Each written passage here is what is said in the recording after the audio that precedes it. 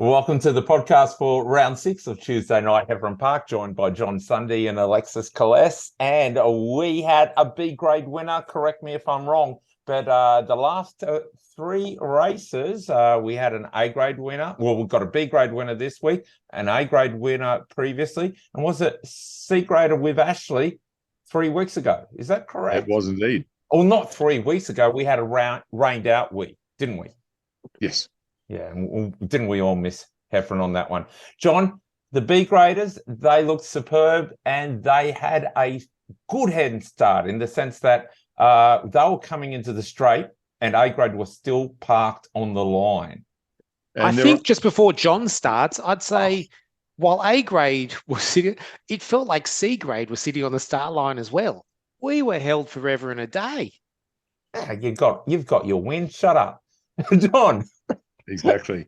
So only 14 A graders on the start line, and when the whistle went for them to start, I thought, well, they're going to have a big job tonight. And then 2 things unfolded. Firstly, it was a relatively calm night, overcast, not much wind.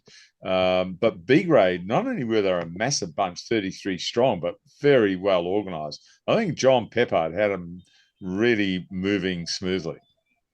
Right. I had a friend in the bunch who literally told me on lap 3, he had it worked out that B grade were going to win.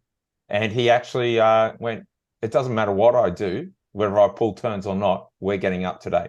He knew. On the sidelines, we had a fair idea as well, John.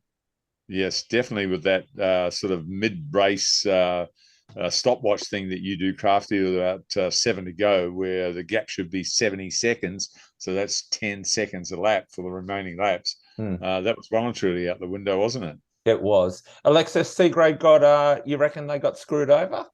Oh, it was over before it began. It was brutal. But I mean, it was one of those weeks, though, where I think, you looked at B grade and there was probably 15, 16 riders constantly working every time we could see them in the distance there. Just fantastic by the whole group. Blows out of the water is all my thinking of, to win, you need to lose about half of your group. Okay. A rider or so a lap needs to be getting blown out the back. And yet I've just gone into darkness. There we go.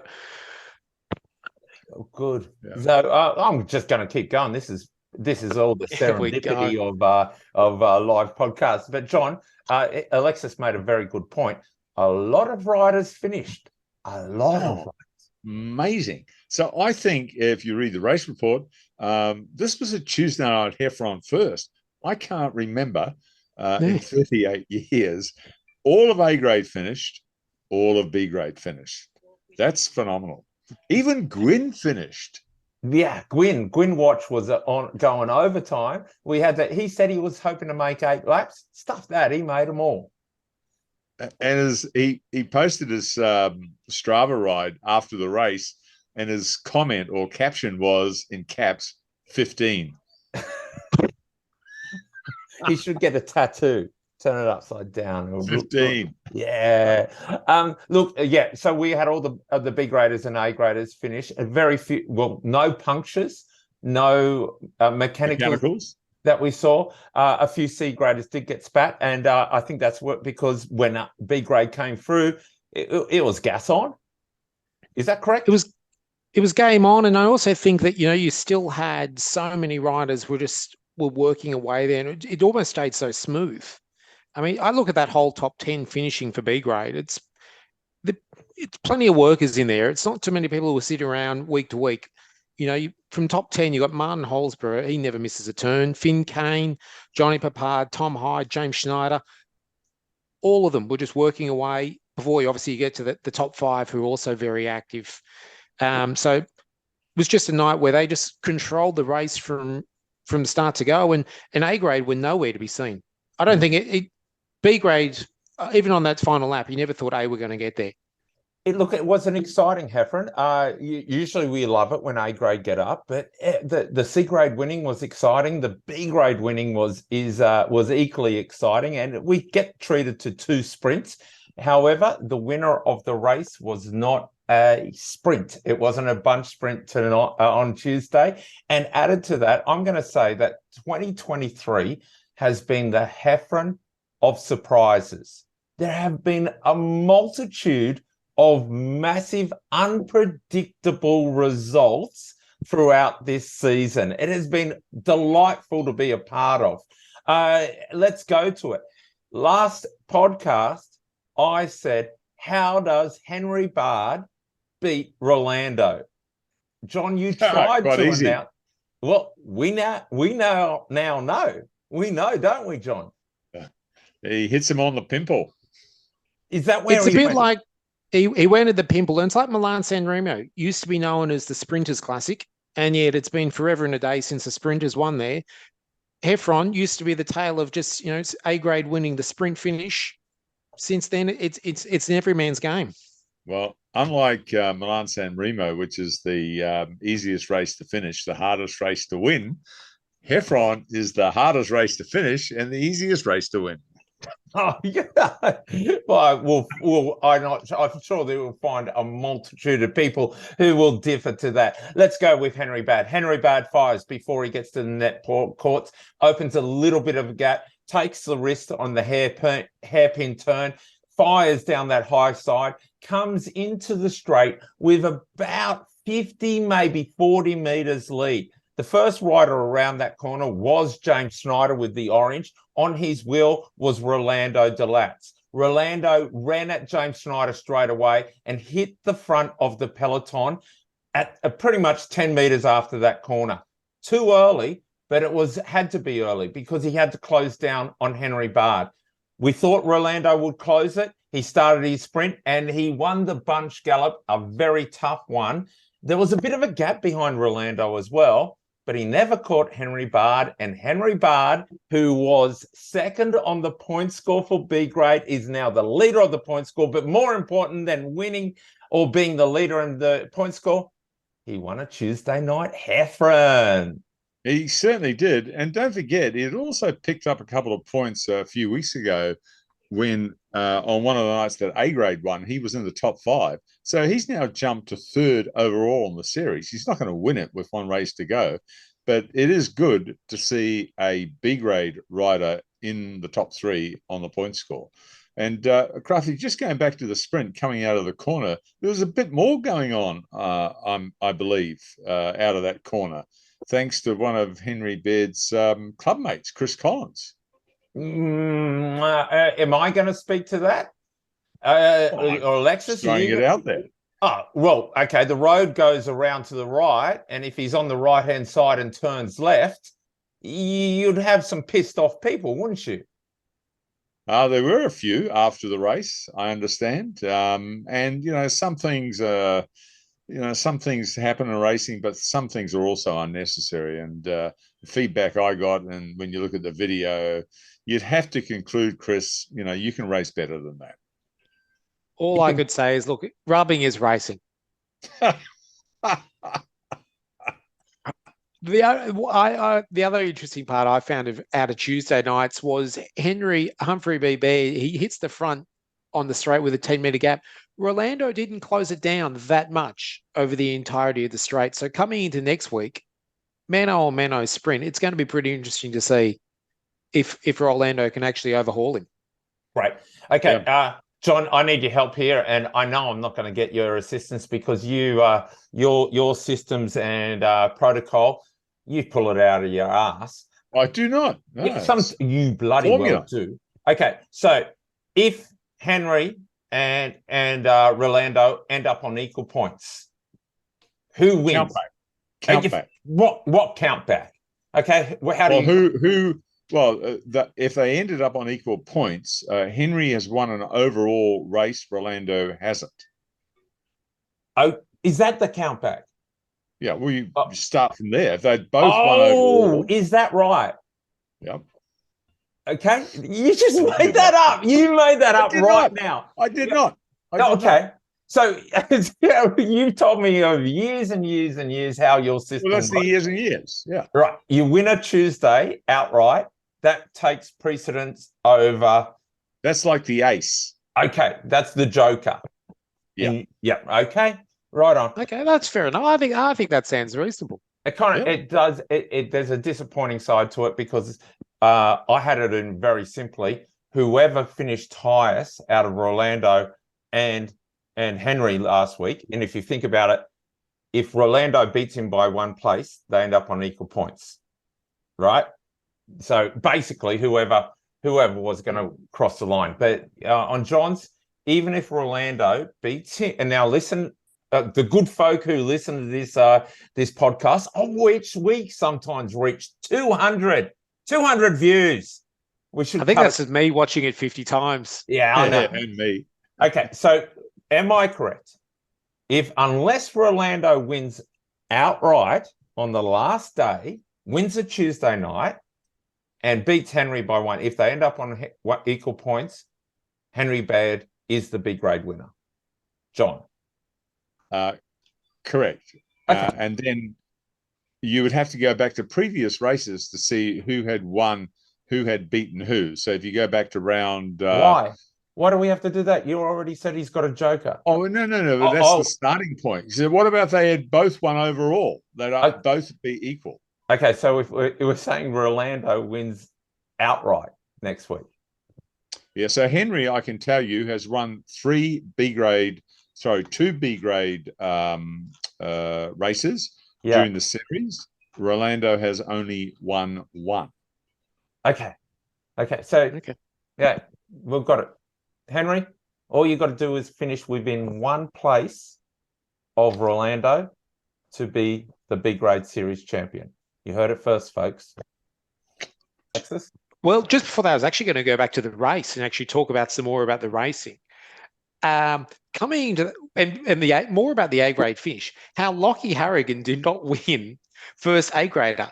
I was on the straight on that final lap when Lockie's come past, and it felt like he had a good couple of seconds on Jack before Jack came flying through. I mean, Lockie Harrigan, he must have felt like that was the longest straight of his life, because the fact that he got caught on that line blows my mind. The last 30 meters. But Jack must have been traveling 4 times his speed to make up that last lap. I mean, what did you guys see from the finishing line? Yeah, what you missed was Lockie actually fired and broke away probably 50 meters before the bell. So he was away for over 2.2 kilometers. And he needed to be away for 2.2030 to win it. Yeah. And that was 30 meters, and Jack Bennett takes the victory in A grade. Gentlemen, I'm going to go with a share and try and bring up the points series. What do you reckon? Go for it. Absolutely. Okay. So on the Sydney City Skoda points score series, let's start with the overall. First off, it is the Jack and Tom show, 17 place 13. I think that is easily defendable by Jack, and I think Jack is the most likely winner of the series. Would everybody concur or disagree? Yeah, I'd go along with that.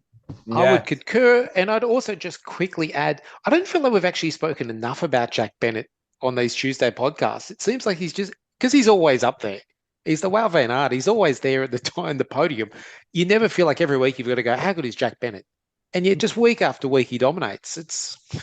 I would say it's mind-boggling. Pretty much at the start of every race, he's one of my go-to people as the series leader to get his view on things. And also, we did talk about him last week and his aspect on big bunches and little bunches, etc. Look, the guy is now a Heffron Park legend.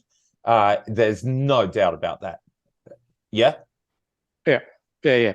No question. Yeah, I just find that just think we almost don't give him the recognition he deserves. I mean, I doubt he's actually even has he won a Rider of the Week this season? I'm not too sure. But I just wanted to say we haven't forgotten him. And look, I don't think the reason he does what we expect him to do. And we give Rider of the Week to somebody who exceeds the expectations. And that's a fair assumption there, Alexis. Yeah, I actually think that's a great way to look at it. We're basically, from Jack, we expect him to be first every week, and if he isn't, it's a shock, and therefore you can't be given Rider of the Week if you don't win. Yeah, it's yeah. Okay, is third a thing, John, in this series overall? Oh, I think Henry's sitting there on 9 points. Who can beat him? Mick Cupid can beat him. Marcus is not going to beat him because he's too busy in Melbourne winning races down there. Is there enough points for if Ollie gets third or second? That's enough points. Ollie would have to get second and pick up 5 points. Okay. That's possible. Yeah. That's And possible. we still need that win, Ollie. We need that series win for that prediction to come true. Crafty and I were talking about that on the side. I think the pressure's getting to him. Yeah. He seems to have slipped down a few places. He's just got to get the video camera back on the front and focus on that finishing straight. There's no pressure. The pressure's on you two, and you know why. Okay, so the third, look, it is up there, and I love to see it. The B grade, we've spoken enough about the B grade already. A grade, Tom's got it. Jack's got it. The A grade series. Yeah, so Jack will be the red jersey winner. Hudson Rowling got another point last week. Yeah, he came third. Yeah, that was an interesting one. I thought him and Ben Dewhurst, they very much were battling it out for riders who were first and second in the series coming into the race. They knew they were marking each other. They were happy to hide at the back for most of the race, wait for B grade to make the catch, and then just know they're my marked man. And that's why Alex Henderson, when he got the win, he probably thought people in Manly are going to be celebrating this all week. And then Henry goes and wins the overall. No one cares about Alex Henderson getting his first win and being the best rider for Manly on the night. Oh, he does. Of course, he does. Puts that on his CV. Okay, let's go to the women. Congratulations, Kira Will.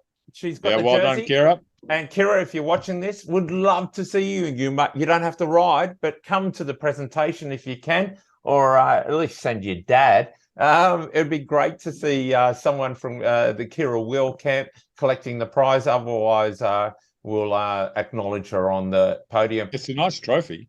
Yeah. And also to organise a week of rain, that was just superb organisational planning by Kira. Well, yeah, it did work out in her favour, but there's no doubt how good she has been over the season. Now, Alexis, you've got some inside news on Henry Baird. Oh, I can't believe I didn't raise this in the very start. When you talk about a big victory at Heffron Park and winning overall, I mean, that's hard enough. But Henry Baird actually decided to make it even harder on Tuesday night by being hit by a car on the ride out to the race. So they're riding through the traffic. Someone decides, I'll just come out and T-bone him. He jumps up onto the bonnet, realizes, actually, I'm okay, small dent in the car, but the bike's fine. So I'm just going to keep riding the Heffron Park ride and win. I mean, that's obviously just the amount of adrenaline pumping through your system at that stage. He must have got home on Tuesday night and just gone, God, I am sore all over my body. But that's pretty miraculous. Like to then just not get hit by a car and then think, but look, still got to get to racing and then go on and win. Well done. Any other race you would have turned around and gone home. But not Tuesday Night Heffron. Holy hell. That's right. Can't miss that. Speaking of Witchcrafty, with next week being the season finale, before we talk about the Rider of the Week, I look back to see who had raced the most time. So we've had 17 races during the season, and we've got 5 riders who will recognise next week. And I just want to shout out to those 5 riders, because what a great commitment and a great effort to consistently turn up every week without fail.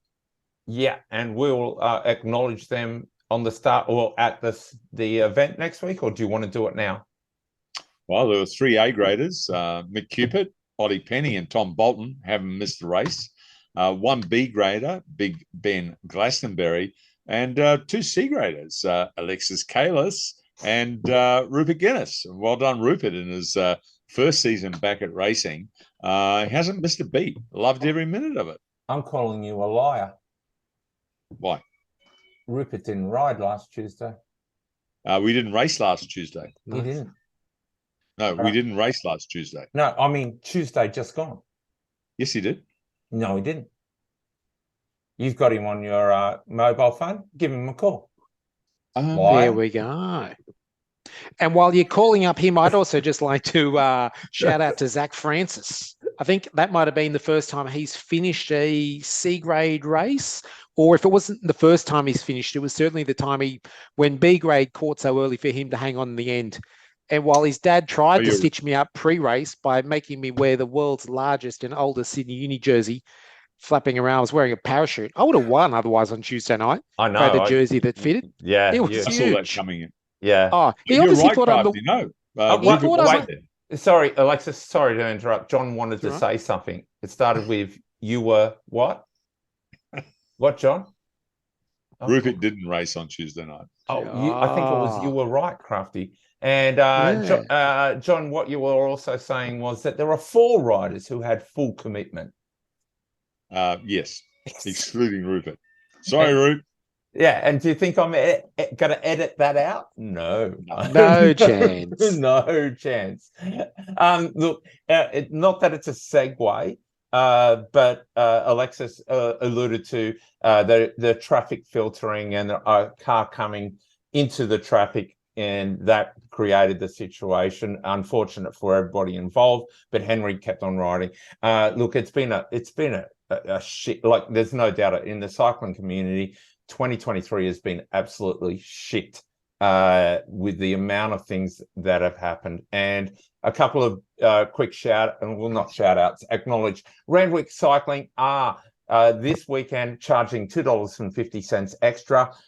It's a small amount, but that amount of money, plus they will match it and give it to Beardy McBeard. And Beardy McBeard in Tasmania has been T-boned by a car as well. And that is all going down to fund his rehabilitation. A small He's got amount a long, slow road ahead too, unfortunately. So, look, big thank you to Randwick. And guys, just turn up and you do your bit. Beardy McBeard has been at Tuesday Night Heffron so many times taking the photos, and he is he's an icon of Australian cycling. He certainly is. Yeah. So Beardy, if you watch this, mate, wishing you all the best. We're thinking of you, Beardy. Yeah, Buncher also for David Dietz. Every time you enter on Buncher, you'll be prompted to make a donation. And look, $1, $2, we race a lot. And it's just a reminder that David Dietz needs some support along the way as well. So, yeah, big thank you to Buncher for doing that one.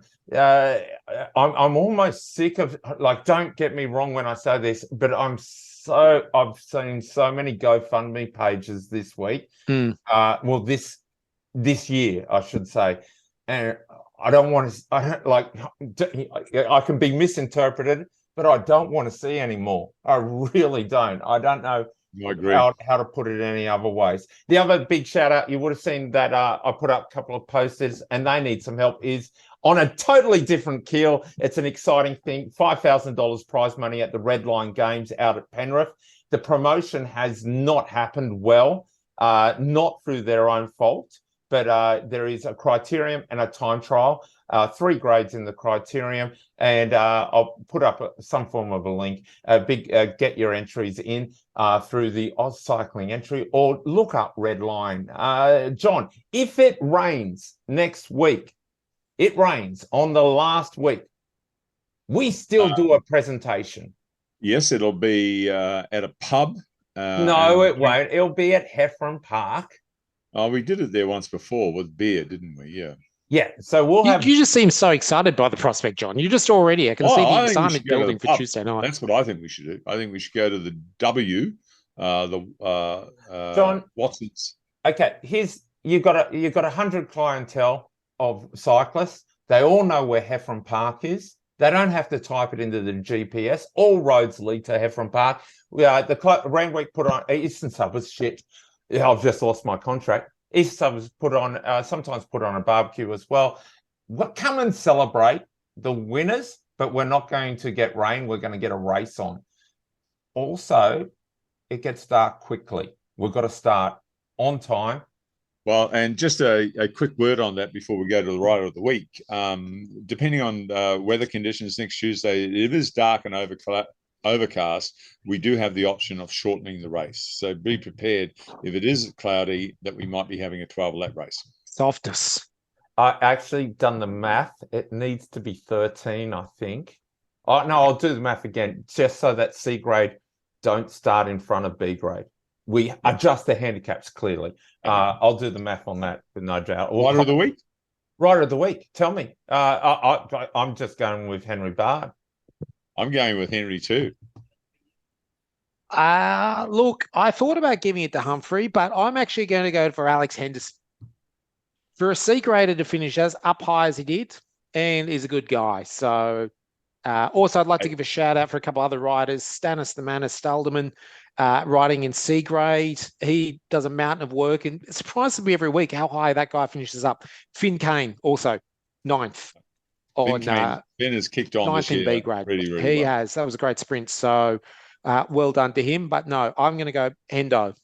What I've discovered, Alexis, is had both of me and John said Hendo, you would have said Henry Baird. And if you go through all the podcasts, every time we're in concurring, you just pause for a moment and go, "Oh, I can't say the same as them." And I think I was going to give it to him, but I'm actually going to give it to him. Yeah, you've done it all through this season. What are we? Season 1 of the? No, we're season 2. You've just got to keep everyone guessing. Keep them on their toes. And expect the unexpected. And if any of your mates are watching this, they would go, "He does that at party. He does it all the time." And your wife would say it as well. Absolutely. I'll get the next round of drinks. Yeah. No. Yeah. She says, "Should we have chicken tonight? You cook beef." That's it. All righty. Yeah. See you all next Tuesday. See you. That doesn't work with me. Season finale next week, Tuesday, the 28th of March. See you next Tuesday. See you next Tuesday.